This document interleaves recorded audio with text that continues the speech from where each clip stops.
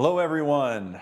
Welcome back to Finding Peaks. Brandon Burns, Chief Executive Officer, excited to be with you all again. Always love the opportunity to come and host, because I am your favorite host at Finding Peaks. I know that. Top three. Yeah, for sure. At least within the top three, Yeah. but more in particular, the top one. Okay. Yeah. Me. Joined by Chief Operating Officer Clint Nicholson, everyone. Also trained, certified, excellent therapist. We don't talk about that a lot because of his title. It's in the way. Yeah. Chief Clinical Officer, Jason Friesman, everybody. Does all the clinical things, does them with Panache, I would say. panache Yeah. and extraordinary Stuff. stuff. Good. All right. Yeah, we're getting rid of words today anyway. So.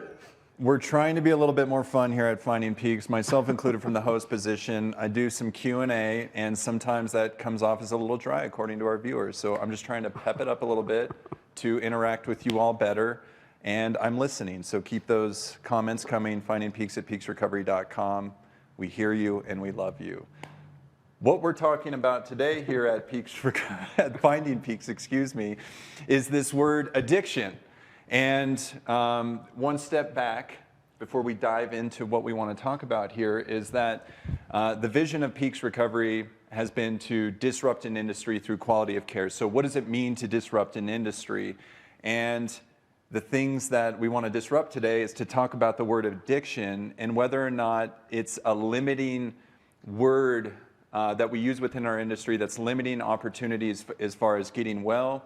For me in particular, as an example, I think about when somebody says I'm an addict, for example, or I have an addiction, that it's some sort of character trait for which they cannot get away from. I know we'll talk a little bit more about it. It was the thing that I wanted to kind of insert, that within the DSM-5, addiction is not a word, it's not a framework. We don't call insurance companies and say, hey, we got an addict in care, please give us dates of service. We're talking about things like dependence, or using other language like substance use disorder.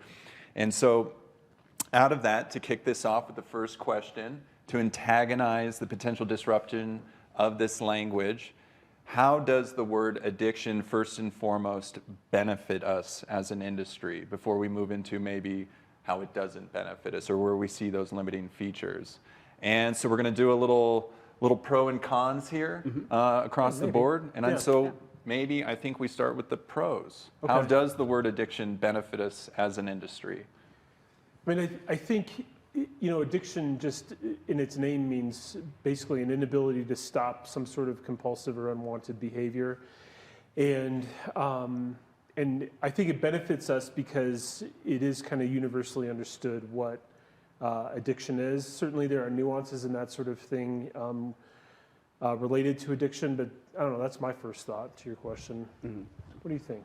Cons. What's the problem with using the word addiction? Well, we're still in the pros. Right. Oh, it's pros. I see what we're doing. So how does addiction benefit us? Yeah, I guess I agree with Jason in the sense that it's kind of a common language, right? It's part of, when we talk about addiction, it's generally understood what we're talking about, that there is this sort of attachment to something or inability to stop something that typically is skewed towards the negative, that it's actually causing a significant disruption in somebody's life, or it's an unwanted attachment to something or an unwanted inability to stop something. So in that sense, I think it does, there's some commonality and some, familiarity with that word. At the same time, can I go into the... No. He's the host. No. Okay. So... Okay. Lead in, you can steal the questions that I have in the future. We're in the process. So a little bit of backdrop here, and this is going to be wildly disruptive, maybe for those who are really anchored into concepts of addiction, that I'm an addict, I will always be an addict, and if I don't have this language, then it moves me into a position of, maybe, or opens the door to where, negotiating, potentially having another drink again is okay. So I was listening to this smart guy at a conference, I believe it was the National Association of Addiction Treatment Providers Conference, and the opening guy, gentleman with a British accent, super brilliant, works for our Harvard University, he's a professor there, and he said, daringly, in front of all these clinicians and doctors and so forth, after 5 years of not using drugs or alcohol, you are at no greater risk than the general public of forming an addiction by having that next drink moving forward. And to be absolutely clear, this was not a guy up there stating, and the meth and the heroin and all that thing. I think he's negotiating responsibility and sustainability within his talk to be totally charitable to the situation in which he's describing, but he's talking about things like neuroplasticity, of course, that informs that. We form new neural pathways, and so in those ways, addiction as a framework has been sort of disrupted within that time period. So with that, that's language that's sort of antagonizing this notion of addiction. Once an addict, always an addict. So how is this word now, to be the con, to bring the con into this, actually disruptive or limiting in this way? Because per what people more intelligent than me are talking about at these conferences are stating is that an addict today isn't always going to be an addict in the future or have the potential in that regard. So how is this word right now as it stands sort of disruptive, and how do we see that disruption within, maybe peaks or just in the general world, or when we're talking to the patient demographic in front of us? Well, I think specifically within the substance use world, addiction has a sense, like you've been alluding to, of permanency. Like it's something that is just always there, and it becomes a part of your character. It becomes a part of who you are, and it's something that, and this can go, I guess, both ways. It's something that people start to identify with and identify as an addict. And in that sense, it's sort of like a scarlet letter, but it's a tattoo. It's not something that you can rip off your clothes. It's something that you forever wear on your skin. And that starts to bring in the more shame-based narratives about addiction within our culture, or within substance use and substance dependence in our culture, which is that it's a moral deficiency, right? That there is something, there is a lack or an inability to control oneself that is based in weakness, which is why you are this thing that we call an addict. So that's the first part of my answer. There are multiple parts, but I want to give. Well, in a way too, right? The anonymous culture, the thing we're trying to bring to light, the 22 million, 25 million people in recovery, those sort of features remained in anonymity because, or maybe as a result of that negative connotation that was experienced by it, that we couldn't talk about it openly because of this character trait or flaw, or however it was perceived. This is something, it becomes something that I am rather than something that I'm struggling with, right? And because of that, I think that using the word perpetuates those sorts of belief systems and stereotypes and that need for anonymity. Yeah.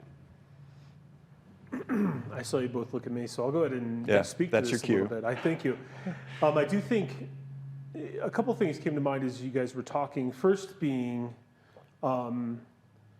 that I've been doing this long enough now to watch the word alcoholic kind of go from a common phrase used, and now we don't use it in a clinical sense at all. Do we say the word alcoholic or alcoholism? Because of that connotation, I believe, frankly, and really because it also set apart other addictions or other substance use disorders apart from alcohol use disorder, if you will. And so we have some precedent in our industry of like moving away from vernacular that begins to not make sense or has kind of a pejorative connotation to it. The other thing that I do think, though, that's interesting from the super smart Dr. Harvard British guy is that even in AA, there was this sense, there's a portion of the book that talks about alcohol reaching a point of neutrality, which I think is interesting. That's before kind of the neuroscience of it all. But even in that older literature, they do talk about reaching a point where you, like, alcohol doesn't trigger you one way or cravings don't occur one way or another. It reaches neutrality. People don't focus on that part a lot, truthfully, and I'm certainly not here to defend all of that, taking on the cloak of I am an addict, I'm an alcoholic. I don't find those to be helpful at all, but I think it's an important piece to recognize that even in some of that way older literature, in the first literature actually, they acknowledge some of that plasticity, even though they wouldn't call it that.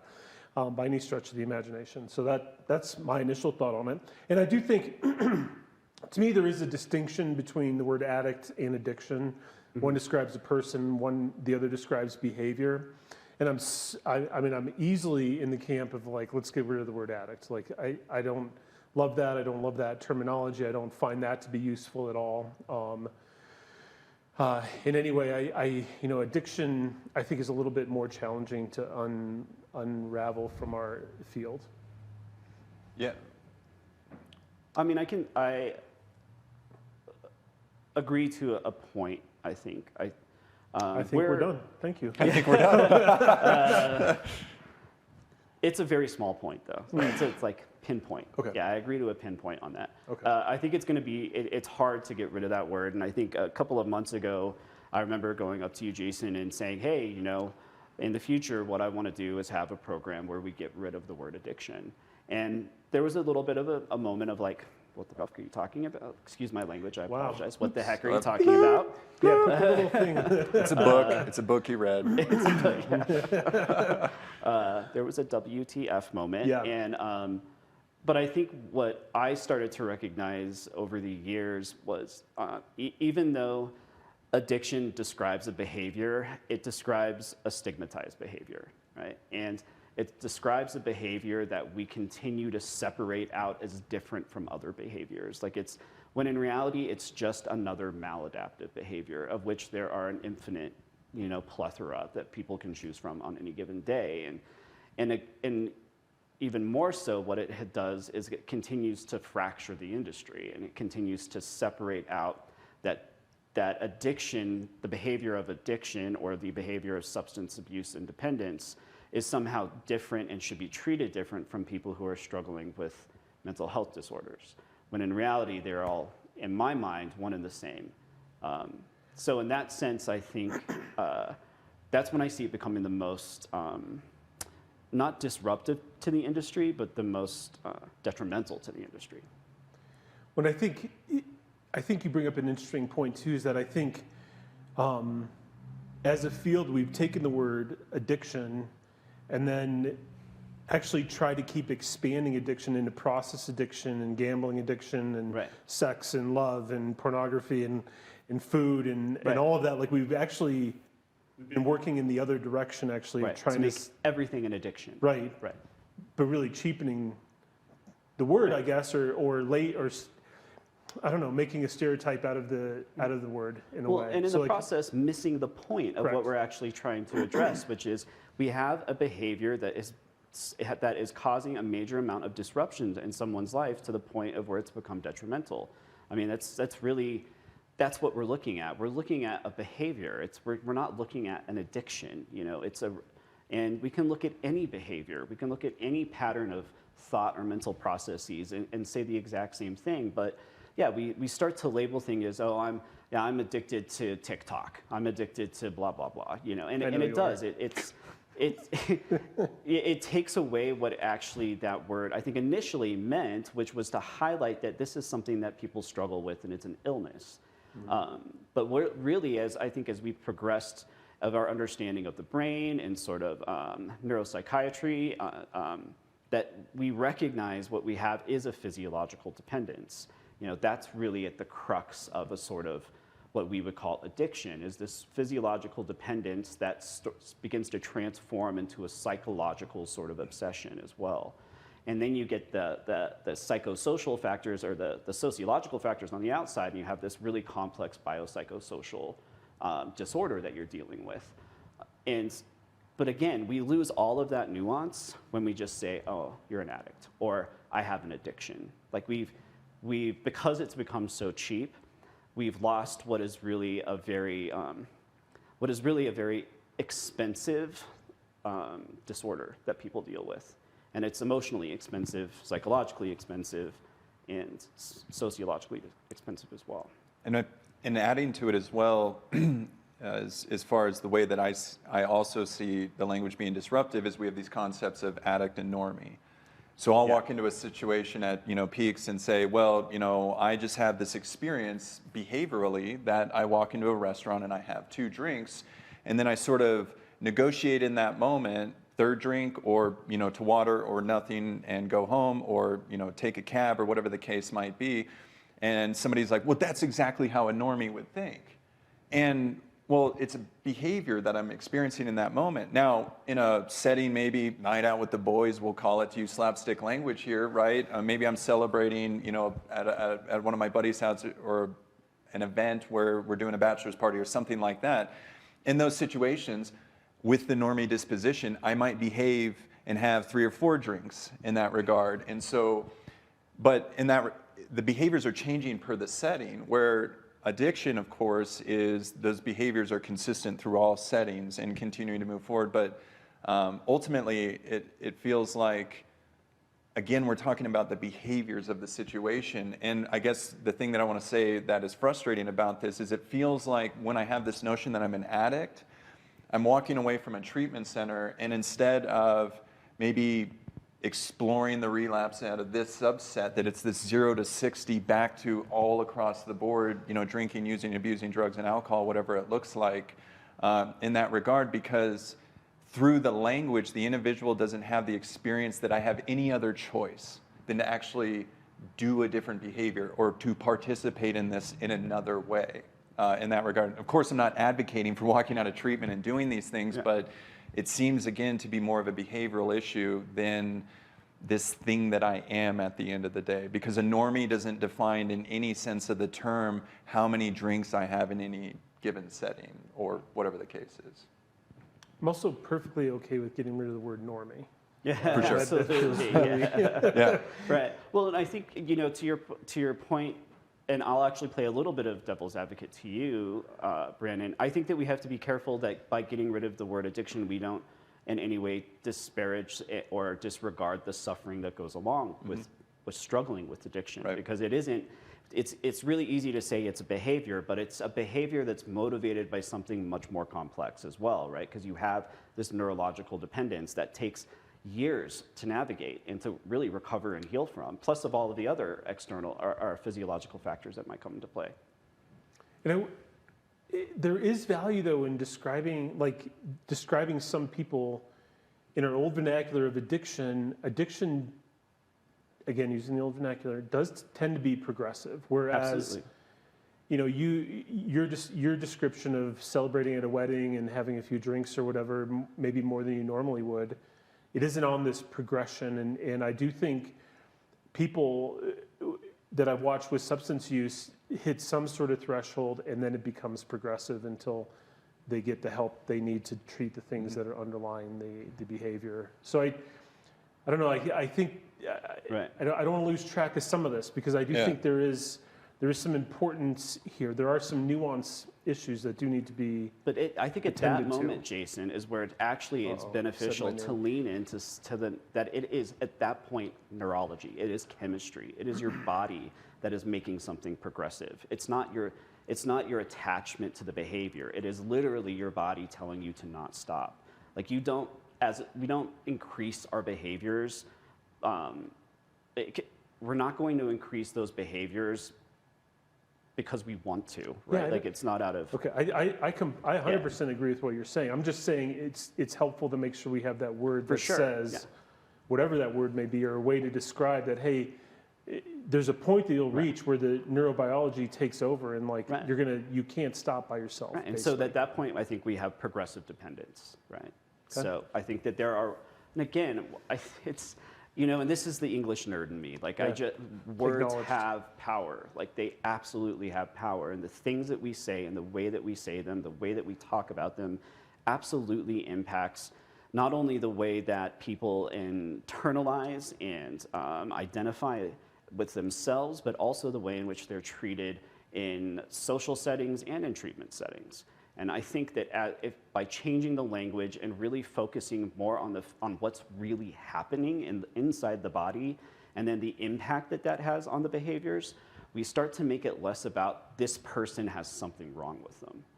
It's not about this person is an addict, therefore, or you have an addiction, and so you're different than me. Right. Right.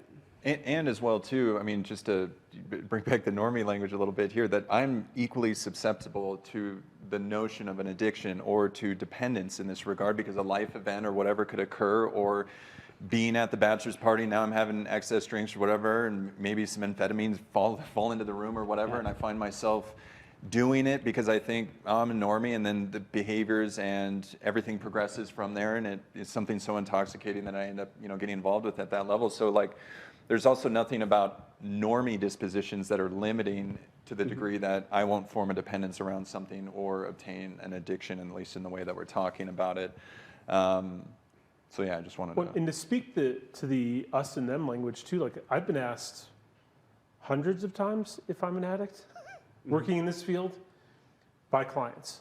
Yeah. Because, and frankly, I'm just like, whether or not I am or not, like it literally doesn't matter. Like I'm a human that has had human problems, and like Right. you're a human with human problems too, and like, let's move forward. Right. Because it isn't that us and them thing. Like it exists. I don't even want to use the word normie, but like it exists in the way that you're describing, but it also exists in the counter way too, where it's like, Absolutely. you're not on our team. Right. You don't. How could you understand Yeah, this? right. And it's really a matter of, no, I'm a human being and I suffer. Yeah. And sometimes when I suffer, I do the way in which I respond to that is actually really maladaptive to my life and really detrimental to my life, and actually reinforces the suffering rather than mitigates the suffering. So we all go through that process and that cycle constantly because we're human beings. But by saying that, the behavioral cycle of an addict or addiction is somehow different than somebody who's suffering from, let's say, depression or bipolar, or even something as like schizophrenia. Again, we create these huge separations and chasms between individuals and between what are really relatively congruent mental health disorders. Congruent in the sense that they're not as different as we may think they are. They respond. It's all about suffering and response in the end, right? So, and we can all do better at responding better to suffering. We can all learn how to do a better job of that.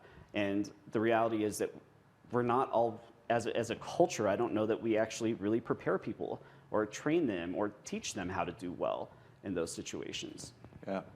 If anybody's book hungry out there and just really curious about this, existential and analytic philosophy will inform all of like Clint's speaking to my love language here, because it's all informed through that philosophy, and I think it's brilliant, and I think it's worth diving into, and it's worth discussion. It feels tedious to have this sort of play on words, but words do matter. They do inform a lot, and we experience things by associating ourselves with the language in that regard. So I think we've captured sort of the benefits of maybe removing or thinking about what it would look like to remove that word from the industry. So just curious, how does dependence versus addiction language get us closer to our goals within a treatment setting? Maybe to kind of tie it up as a final question here. What I think substance dependence doesn't have the stigma attached to it yet. Yeah. Until we remove that language and then inform this language, exactly. and then it carries, right? I think that in removing that word, it also removes a lot of the limitations and sort of about our understanding of addiction. We actually really don't understand a whole lot about addiction. We really don't understand a whole lot about mental health and about depression and about schizophrenia and about bipolar disorder. I mean, we are still in our infancy in really understanding what's going on in the brain and the way in which that impacts our behavior.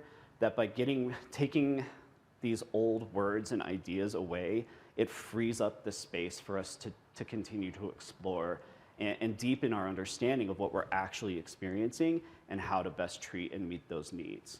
And again, like you guys said, there will be a point where substance dependence, we're like, oh my God, I can't believe we were ever using that. That almost feels derogatory to a certain degree. And so we'll get rid of that language because we'll have a better understanding of what's actually happening and a better way to speak to it that is more honest and less limiting. Well, and really, we're already going away from the word dependence. We're at substance use disorder. In the DSM now, but yeah. Absolutely. It'll shift. It will. Yeah. And I think, and again, this isn't to, I think for me personally, this isn't to take anything away from people who identify as addicts or who recognize addiction and feel like that's a valid way to talk about what they're struggling with. I think that language has been used and is familiar and is, for a lot of people, very adequate, and it actually feels right to them. So by all means, I think that there is a place for that experience, and for that individual, I think it really when it becomes the most problematic to me is within the setting of treatment, is when because I really do think that it becomes disruptive.